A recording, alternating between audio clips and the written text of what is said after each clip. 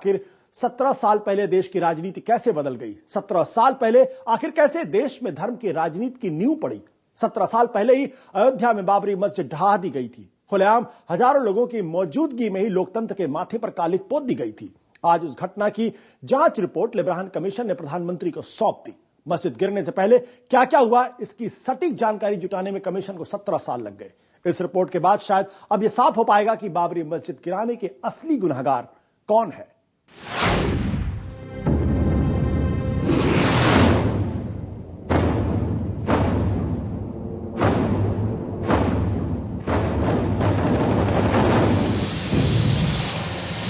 उस काले दिन की शुरुआत किसी भी आम दिन की ही तरह हुई।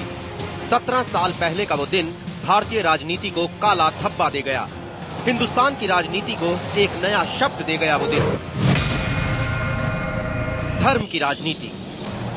जब उन्मादी भीड़ सैकड़ों सालों से उस जमीन पर खड़ी बाबरी मस्जिद पर चढ़ बैठी, हाथों में तलवारें, कुदाल और हथौड़े लिए देश के दिल पर दनादन वार किए जाने लगे।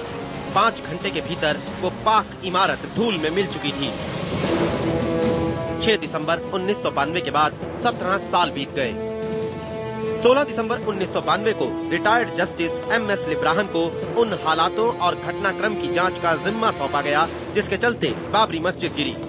17 साल, 100 गवाह, 400 बैठकें, 48 एक्सटेंशन और करीब 8 करोड़ रुपए खर्च करने के बाद लिब्राहन आयोग ने अपनी रिपोर्ट प्रधानमंत्री को सौंपी। जाहिर है ये रिपोर्ट प्याले में तूफान समेटे हुए है, लिहाजा इसमें क्या है, किनकी भूमिकाएं शक के घेरे में है, ये खुलासा करने से जस्टिस लिब्राहन बचे। All the things are recorded in the report, all the contents are in the report, all the findings are in the report, and you can read the report, judge it. Lakh टके का एक सवाल, आखिर कौन है बाबरी मस्जिद तोड़ने का जिम्मेदार? क्या वो सिर्फ एक भीड़ का उन्माद था या भगवा नेताओं की सोची समझी साजिश? आखिर कौन है बाबरी के गुनहगार?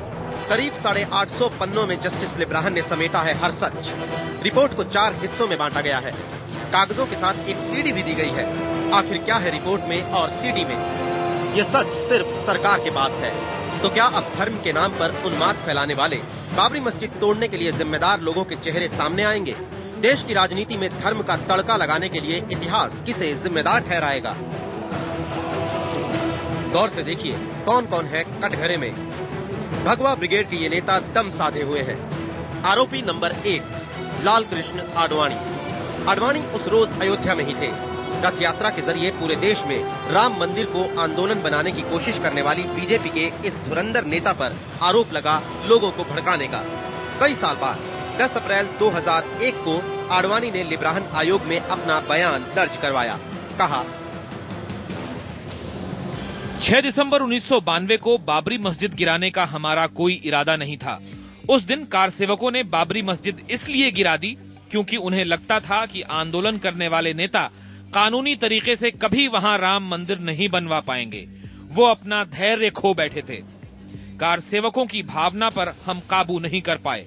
अगर राम मंदिर निर्माण के लिए हमें जमीन दे दी जाती तो बाबरी मस्जिद कभी नहीं गिरती। आडवाणी जी ने यह जताने की भरपूर कोशिश की कि भीड़ कुछ भी कर सकती है। भीड़ को दोष ना दें, उन भावनाओं को देखें जिनके चलते भीड़ बेकाबू हो जाती है। ये आडवाणी की राजनीति थी। 2 ही महीने बाद 13 जून 2001 को बीजेपी के इस अर्जुन ने दूसरा बयान दर्ज करवाया। गौर से देखिए। मुझे राम मंदिर आंदोलन पर गर्व है। मुझे लगता है कि उस जगह को मस्जिद कहना गलत होगा जहां कोर्ट के आदेश के बाद भगवान राम की पूजा की जाती है। यहां आडवाणी ने अपना भगवा एजेंडा साफ कर दिया। तो क्या आडवाणी उन कार सेवकों को शाबाशी दे रहे थे जिन्होंने राज्य सरकार की शह और पुलिस की नाकामी के बल पर लोकतंत्र के साथ भद्दा मजाक किया था? लेकिन आडवाणी अकेले नहीं थे। बाबरी के गुनहगारों की तलाश में उनके कई साथियों के नाम सामने आते रहे। सब पर संगीन आरोप लगे। 17 साल बाद अब हर नाम का लेखा जोखा किया जा रहा है। नीरज गुप्ता, दिल्ली, IBN 7।